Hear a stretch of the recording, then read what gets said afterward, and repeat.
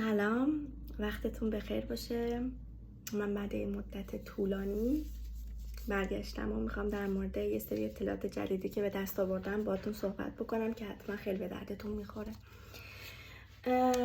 امروز در مورد کار پیدا کردن، ساعت کاری، حداقل دستمزد، حداکثر دستمزد و اینکه چه کارهایی مناسب دانشجو هست میخوایم صحبت بکنیم. کار جنرال اینجا بیشتر چی هست، از چه اپ هایی باید کار رو پیدا کرد بیشتر و اصلا نه تنها اپ، از چه طریق اینجا ایتالیا بیشتر بچه ها کار پیدا میکنن. در مورد این موضوع میخوایم صحبت بکنیم و قبلش یه بیوگرافی کوچولو بگم. من مریمم، چند ماهی که اومدم ترنتو، اینجا نوروساینس میخونم و این تجربه خودم از جستجوی چند ماهم برای کاره. اینجا در واقع یکی از شهرهایی که کار توش هست ولی خیلی خیلی پیش نیاز قوی که نیاز هست برای پیدا کردن و جون شدن به مشاغل و اینها، زبانه. براشون خیلی زبان ایتالیایی توی اولویته و اصلا کار دانشگاه رو من اپلای کردم به طور کلی گفتن ما فقط نیتیو ایتالیایی میخوایم. پس تقریبا روی این گزینه باید خط بکشیم به دنبال کار جنرال. اینجا یه موضوع که خیلی جالبه و متاسفانه به ضرر ما هم هست اینه که یه اپلیکیشنی مثل دیوار یا مثلا شیپورو اینها تو ایران نیست که باهاش بشه راحت کار پیدا کرد. اینجا یه اپلیکیشن ایتالیایی هستش که یه ذره سطح بالاتره و قطعا به زبان ایتالیایی هم کار میکنه. حالا میتونید شما مثلا توی سایت ترنسلیت بزنید ولی عمدتاً به زبان ایتالیایی هستن. یا همون اپلیکیشن ایتالیایی هست، ایندید هست، از سایت ایندید یا اپ ایندید خیلی اتفاقا کمک کننده است که اونم باز بیشتر به زبان ایتالیاییه. و لینکدین و فیسبوک هم کمک کنندن، منتها برای کارهای تخصصی تر، نه جنرال. و باز هم به راحتی میتونم بگم که 80-90% این کارهایی که منتشر میشه توی این اپ ها و توی این سایت ها به زبان ایتالیایی نیاز داره، چون اینجا شهریه که کلا کشور اولویت زبان خودشه. شاید شما توی کانادا، آمریکا، کشورهای دیگه، انگلستان این احساس نیاز رو پیدا نکنین، ولی این تعصب اروپایی روی زبانشون خیلی زیاده و باید احترام گذاشت، باید پذیرفت و اینا بهتر قبل اینکه بیاین مد نظر قرار بدین. البته برای بچه‌ای که لیسانس میخونن احتمالاً تا سطح B1, C1, B2 بعضی بچه‌ها تا لول‌های بالاتر میرن. این خیلی اینجا بهشون کمک میکنه که در کنار درسشون اگه بتونن هندل بکنن کار هم انجام بدن.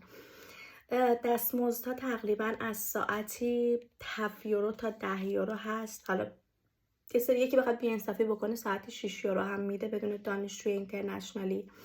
یکی خیلی بخواد بهتون حال میده ساعتی 11-12 یورو هم میده، ولی رنجش بین 7 یورو تا 10 یورو در ساعته. و عمده مشاغل پارت تایم دانشجویی که بخوام بهتون بگم، کار توی رستوران به عنوان گارسون، به عنوان کمک آشپز، یه جورایی توی اینجا کانتین، چون زیاده شهر دانشجویی 3-4 تا 4-5 تا کانتین هست، همون منسا هم بهش میگن یا سلف دانشگاه، و به خاطر اینکه خیلی خدمات میدن و هر روز هم هستن معمولا برای اونها نیرو بیشتر میخوان، نیرو زیاد میخوان میگیرن، ولی خب باز لازمش زبان دونستن هم. یعنی هر کاری که تو با مشتری در ارتباط باشی نیازه که زبان ایتالیایی بلد باشی و انگلیسی هم بلد باشی. پوینت خیلی مثبته مخصوصا توی شهرهای دانشجویی. کار کردن توی هایپر مارکت ها، توی سوپرمارکت، فروشگاه بزرگ، چیدمان، قفسه ها، صندوقدار کمتر دیدم من آگهی شد که پارت تایم باشه چون معمولا شیفتی کار میکنن.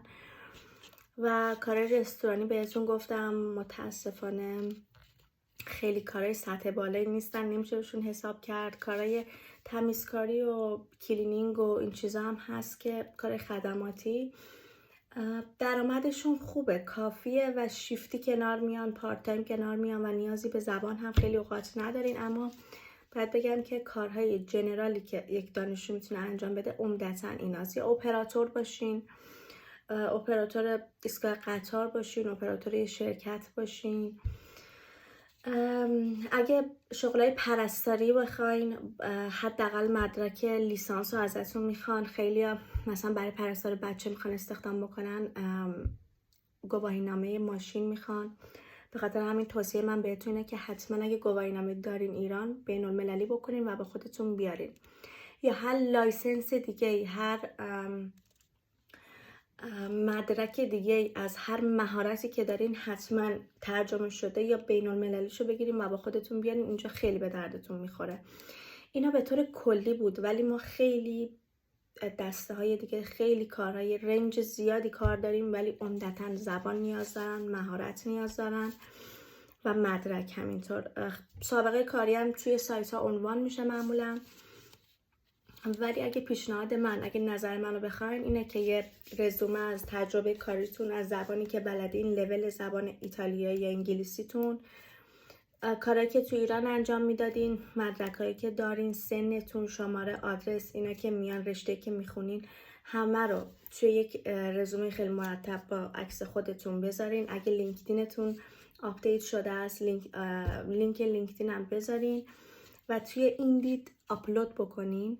خود ایندید به طور خودکار، به طور پیش‌فرض، کارهایی رو که با رزومه شما هماهنگه براتون ایمیل میکنه. به فرض مثال کاری که نیاز داره به انگلیسی زبان براتون ایمیل میکنه توی حالت جدول و شما وارد لینک میشین و براش اپلای میکنین. اما میگم خیلی کم هست واقعا.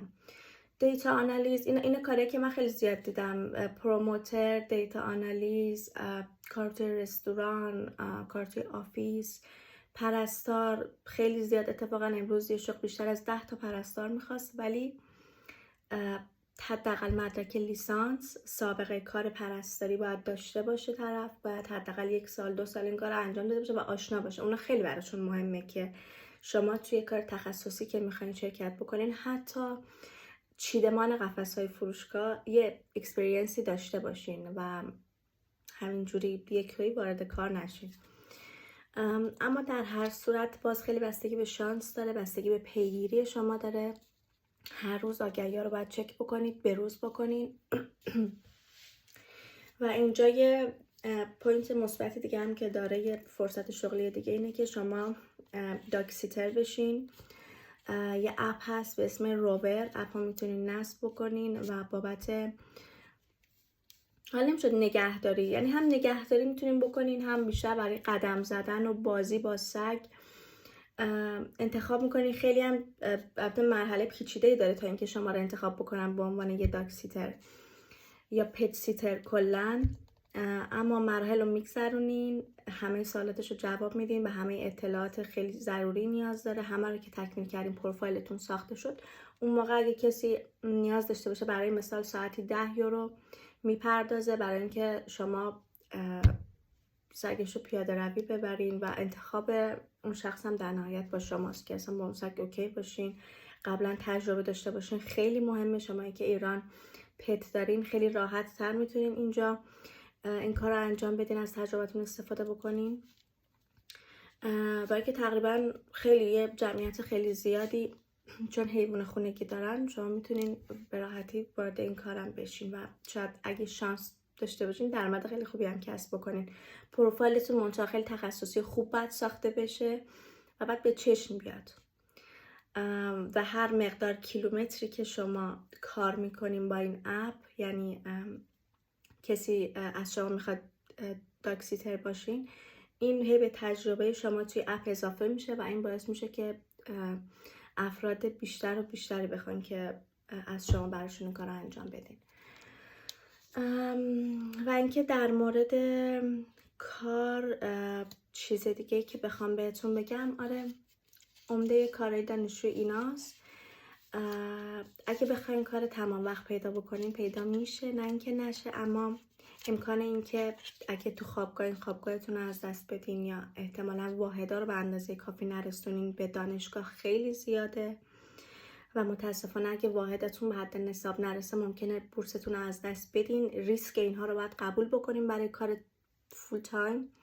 به خاطر همین پیشنهاد من پارت تایمه، یا اگر بتونین از ایران یه دورکاری با هزینه مناسب پیدا بکنین، اگه کار اینترنتی انجام میدین یا تواناییشو دارین، حتما ایران پیدا بکنین بعد بیاین.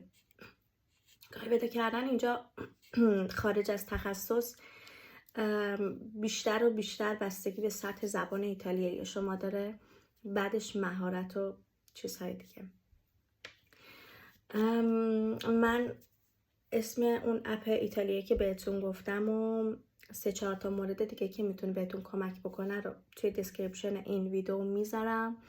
اگه براتون مفید بود، اگه دوست داشتین لایک بکنین، سابسکرایب بکنین، برام کامنت بذارین، نظرتون رو بهم بگین، خیلی خوشحال میشم.